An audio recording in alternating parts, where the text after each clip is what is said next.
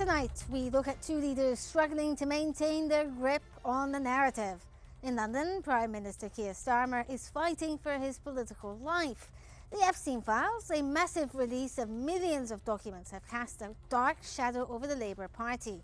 The firing of Peter Mandelson as ambassador to the US hasn't stopped the bleeding, with his chief of staff and communications director out the door and his own allies calling for his resignation. Is Starmer blowing around like a plastic bag in the wind, as his opponents claim? Across the Atlantic, the Secretary of State Marco Rubio is dusting off a century-old playbook, invoking a 2026 version of the Roosevelt corollary. The Trump administration is treating the Western Hemisphere not just as a neighbor, but as a strategic fortress, from capturing Nicolas Maduro in Caracas to threatening to block the opening of a multi-billion-dollar Canadian-built bridge in Detroit. The big stick is back, but in a world of complex infrastructure and global trade, can you really discipline your neighbors into alignment? I'm Raham Morsi, and this is In Focus.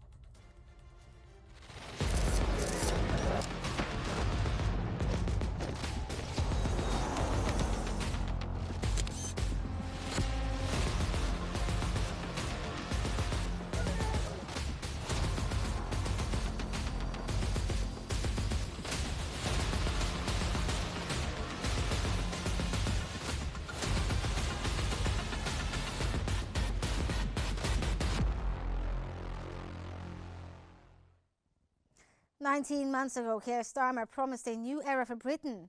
Today, he is issuing public apologies to Jeffrey Epstein victims. The appointment of Peter Mandelson as UK ambassador to Washington in 2024, a man whose best pal relationship with Epstein was a matter of public record, is being called a catastrophic failure of judgment.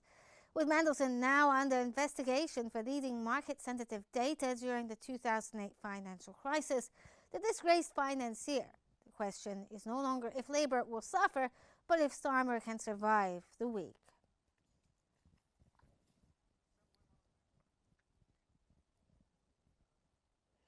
Joining us is Babak Amamyan, an economist and political analyst, to discuss the British fatal car crash in slow motion. Thank you for joining us. Let's start off here by asking about Keir Starmer admitting that he knew that Mandelson and Epstein had a friendship before the appointment, but said that he didn't understand the depth of the relationship and that Mandelson lied about the depth of it. In the world of high-level vetting, how does this error of this magnitude actually happen, and what sort of depth are we talking about? I mean, is there any level that's acceptable of a relationship with Epstein? Well, thank you for your question. Well, we've known since 2001, when the Keir Starmer in the opposition at the local election in 2001, when they lost badly to Boris Johnson. Back then, it was an obvious evidence that the Keir Starmer is not a strategist. And at that time in 2001, he considered resigning, leaving his post and leaving politics altogether. But he stayed on because he changed his team. The point I'm trying to make is Keir Starmer is no strategist, and we've known that. Mm-hmm. And it was his aides, especially Morgan McSweeney, who helped him strategize his victory.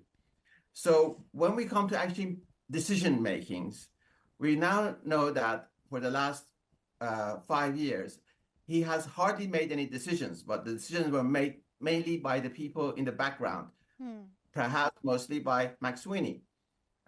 So that when it comes to this scandal, it is a trigger to all his missteps that he's done. And the reason why we are in this situation is not the scale or the dimension of the scandal which is bringing him down.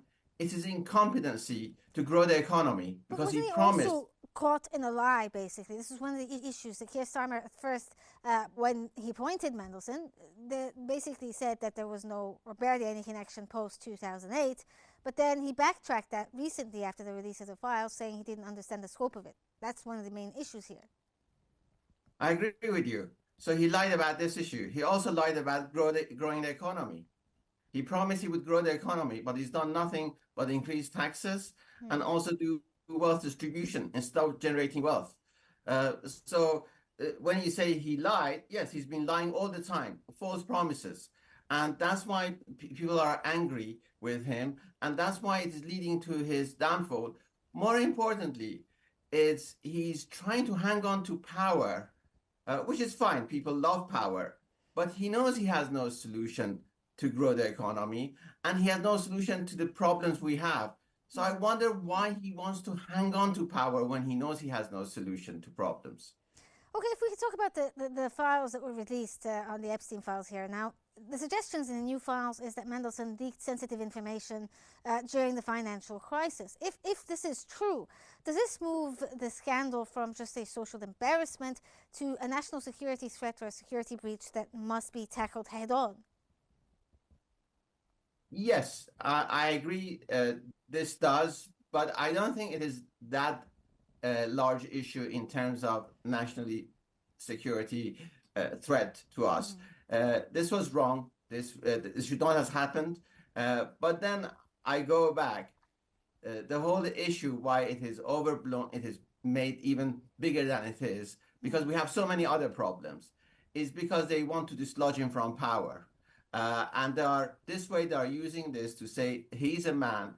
They're trying to relate Mendelssohn to him, to say that this man is incapable of making right decisions. And they are right. He is incapable of making right decisions. So they are using this as a tool to dislodge him. Well, if we can talk about the dislodging part here. Now, one of the issues that may possibly save Starmer, at least for now, is that the people who would have traditionally, stepped up for the appointment of Prime Minister and to take his place is Angela Rayner as well as West Streeting, and both have their own set of issues to deal with. Could you talk to us a bit more about this? Is this going to affect possible appointments, especially with West Streeting, who has connections with Epstein as well? Well, thank you for raising that issues. You're right. The problem is not actually these individuals as personalities. The problem is none of them have a solution to our problems. None of them can, because they are part of the government, they are part of the same leadership. None of them have come up with solutions to the economic problem, and none of them are capable of growing the economy. For example, none of them talk about deregulation. None of them talk about how to improve the financial services, so more capital flows into the economy. Nobody is talking about about reindustrialization. They're all committed to globalization or failed economic policies that we've been going through. All they talk about is funding for NHS. So the whole conversation, political conversation in the Labour Party, and I have to say, mostly in British politics, has been about funding of NHS. NHS is National Health Services, is the National Health Service. So that's the entire conversation. How do you get more money for NHS? That's what they've been, and that's how they run elections. And actually, Brexit was done. The debate was hijacked by the NHS funding. So that's all it is about now, British politics about NHS funding, not how to grow the economy or improve the economy. Okay, if we could talk a bit about, you talked to us a bit about Morgan McSweeney as well as Tim Allen. They are basically, in your opinion, the main decision makers in the Starmer government. Now, Morgan McSweeney and Tim Allen have both resigned. Is this a strategic sacrifice to save the Prime Minister, in your opinion, or is it simply getting rid of the inner circle and attempting to, I suppose, correct the course, or maybe are they just jumping ship at this point? Well, if we go by history of somebody, anybody, you look at them, and if they've not been making the right decisions, or other people have been making decisions for them, and they've got so far with their decisions, and now they are not having those people to make the same decisions for them. So what is there for these people to make the right decision? What is it for? How would Keir Starmer make the right decision? Right now, the only decision he's making, how to hold on to power, and making more false promises, and everybody knows that. The people who are challenging him, as I say again, they have no solutions. The only thing you would say about Health Secretary was Streeting. He's been he's done fairly well with the NHS funding. But he's And also that's dealing with his own crisis. Am I correct in saying that he's trying to basically also backtrack his relationship with Epstein and Mandelson? So he may be out of the picture for now. well, doesn't matter how much the discussion about Epstein and Mandelson. At the end of the day, out there, people are not doing well financially. Their living standards are coming, are lowering and lowering all the time. People are struggling. Businesses are struggling, and the economy is not growing. So, as much as they want to talk about Epstein and apologize about the connection and blame Mandelson and perhaps control the news cycle, people are not doing well financially, and that's the most important factor for average person. Okay, let's talk a bit about Anna Starmer. Now, he's the most senior Labour figure in Scotland. He's called for Starmer to go. With the Scottish Parliament elections looming in May, is the Labour brand now toxic in the north of the border? Well, politics has become like a show now. It's like people trying to beat each other, and a prime minister is become like a revolving door. The British politics has become like more like the Italian politics. And right now, even the leader of the Labour Party in Scotland, he just asked for Keir Starmer to leave because he thought his party is not going to do well in Scotland. But then again, he's never come up with also concrete policies how to grow the economy. None of them talk about why this 2% inflation target is damaging to our to the UK economy. Why these over regulations are damaging our economy. Yes. Why we are not exporting. None of them talk about I understand where you're coming from there, sir, but I suppose the reason why there are calls for Starmer to leave is not necessarily just due to the economic policies or the lack thereof, but an actual scandal that has hit the news cycle, as you said. Is this going to affect the chances of Starmer continuing?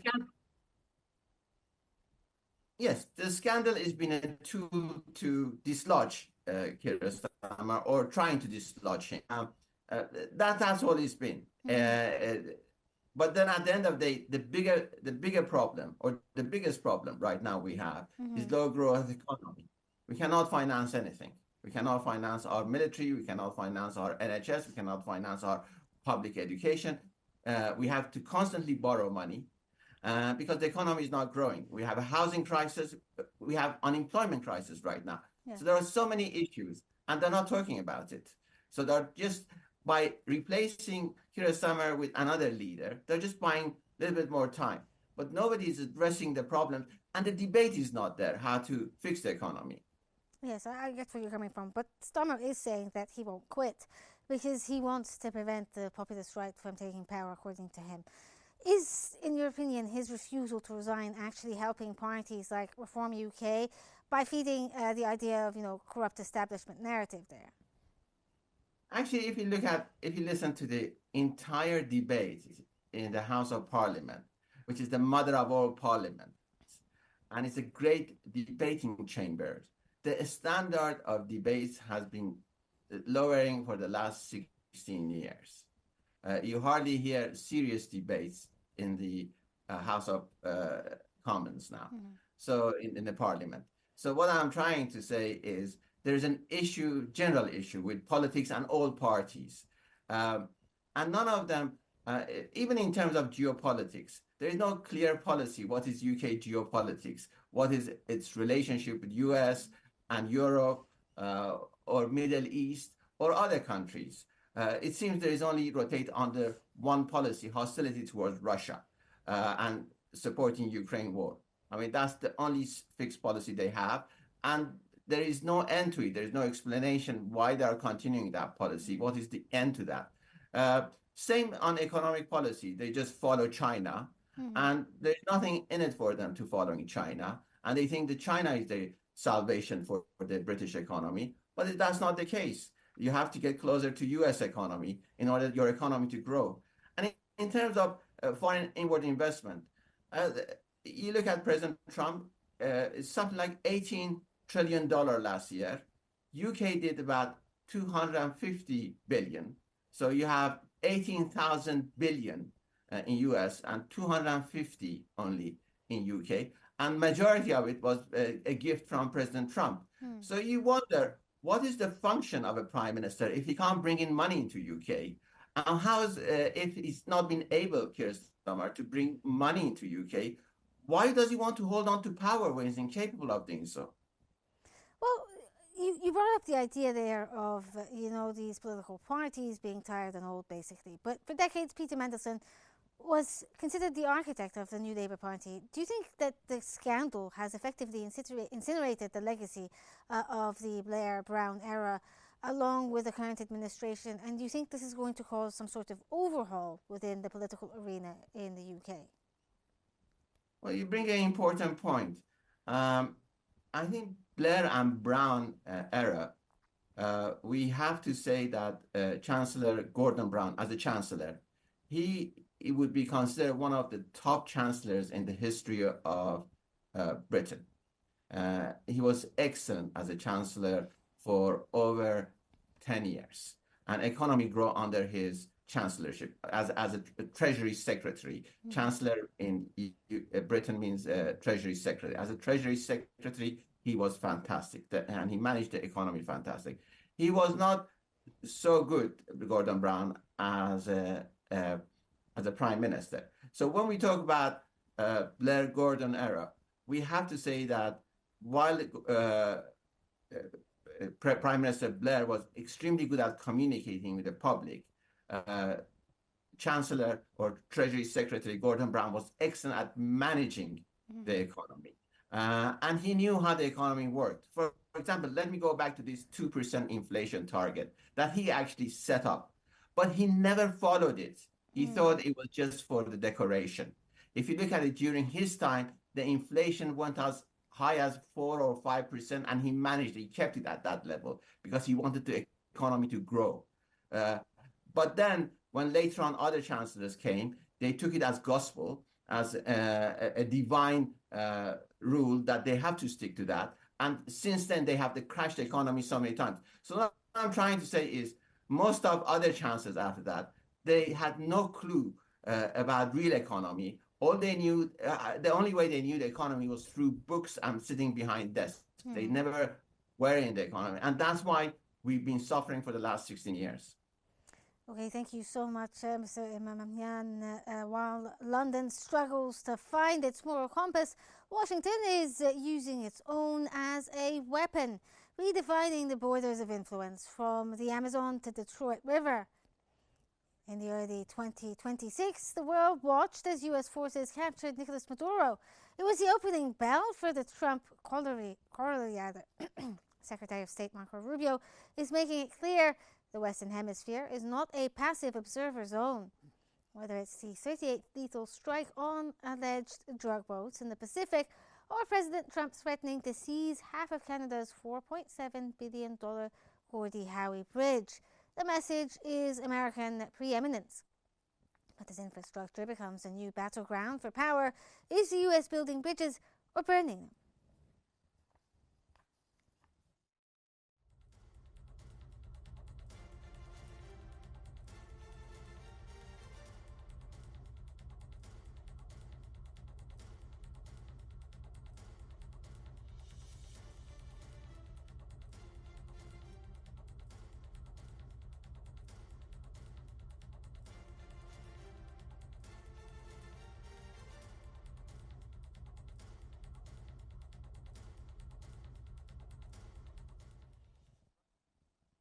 Now we head to Washington with Ginger Chapman, a lawyer and political analyst, to dissect the legal and strategic reality of the Rubio Doctrine. Thank you, Ginger, for joining us. Yes, it's a pleasure to be here with you today, Reham, and greetings to your viewers and your guests. Well, let's start off here by asking about Rubio. He invoked the spirit of 1904. In a modern multipolar world, can the U.S. treat Latin America as its backyard without driving those nations further into the arms of a country like China? Well, Reham, it appears that President Donald Trump and Secretary of State Marco Rubio have ignored history or have not studied history. Indeed, Rubio believes that we are in the Monroe Doctrine, or we're reliving the Monroe Doctrine. And they have right off the bat misunderstood the Monroe Doctrine. The Monroe Doctrine was originally to keep both European colonial powers as well as American colonial and invasive powers out of South American, Latin American countries, to respect their sovereignty, to keep peace in our Western Hemisphere.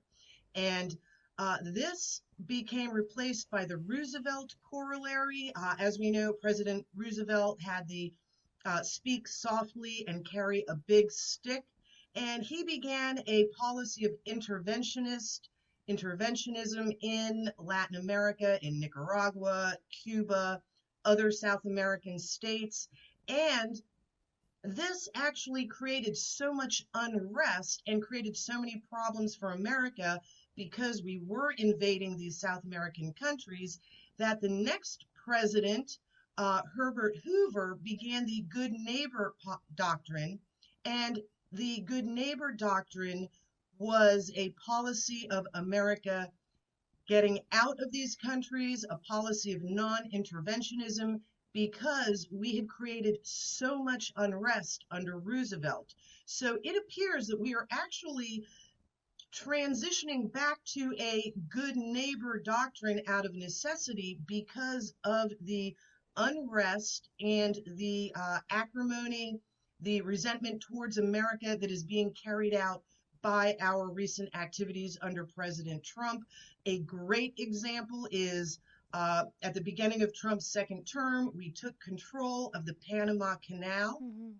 This has angered China. We actually had to squeeze out Chinese corporations to retake both ports on either side of the Panama Canal. This has antagonized our relationship with China. We now want Greenland. We essentially want the Western Hemisphere from Greenland to the Panama Canal. And President Trump's recent demands on the Gordon Howe Bridge leading from Canada to Detroit is another example of America's expansionist territorial imperative, Which where kind of brings on the we next are idea here. I mean, Trump is talking about compensation, basically, from Canada for the bridge. Can he legally actually do this and take unilateral amendments when it comes to international infrastructure? Is this something that he is allowed to do or can do, I suppose, especially with a country like Canada? What has been truly remarkable with President Trump, at least the first part of his second term, is other countries and individuals seem unwilling to stand up to him. And in one sense, this might be viewed as a good thing. However, unconstrained, President Trump is leading us into situations that we cannot easily get out of, and situations that will damage the United States. For example, we are becoming boxed in our relations with Iran because of President Trump's belligerent statements. And we have previously antagonized Canada over trade wars, over digital restrictions. So we are at the risk of antagonizing Canada even further. Well, the question here, I understand Venezuela or other Latin American countries that may be less powerful, poorer countries, but can President Trump afford to provoke a country like Canada? I know Canada is not as obviously as powerful as the United States, but it's still an economic power. Mm-hmm. And Trump has treated Canada as though it's our backyard, yes. Not as though it's a sovereign country in its own right. And other examples, like saying we would like to annex the Alberta oil and gas producing region as our 51st state, his earlier talk about annexing all of Canada, and his derogatory comments that Canada cannot protect their Arctic boundaries against China and Russia.